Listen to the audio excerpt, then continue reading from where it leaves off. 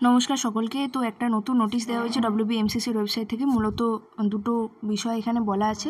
দেখো 21/7/2024 নোটিশ। প্রথমটায় বলা আছে, দেখবে তোমরা যে ইনফরমেশন বুলেটিনটা শেয়ার করা হয়েছিল ডব্লিউবিএমসিসির ওয়েবসাইট থেকে, আমিও তোমাদেরকে একটা ভিডিওতে বলেছিলাম।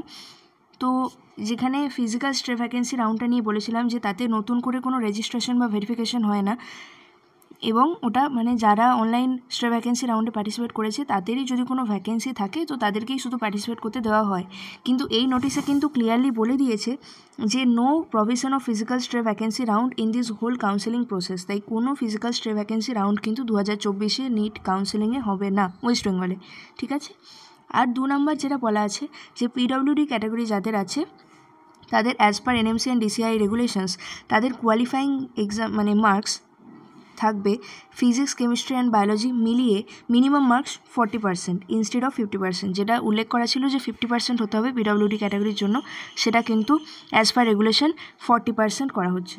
তো এই দুটো বিষয়ে এখানে বলা আছে, উল্লেখ করা আছে, তোমরাও সাইট থেকে দেখে নিতে পারো। এটা কিছুক্ষণ আগেই নোটিশটা শেয়ার করা হয়েছে। তো এই ভিডিওটা এই পর্যন্তই রাখছি। আবার কোনো প্রশ্ন থাকলে তোমরা অবশ্যই করে উত্তর দিয়ে দেবো, এবং রেজিস্ট্রেশন উইন্ডো এখনও ওপেন করেনি, হয়তো করে দেবে শিগগিরই। তো এই ভিডিওটা এই পর্যন্তই রাখছি। চ্যানেলটা একটু সাবস্ক্রাইব করে দিও।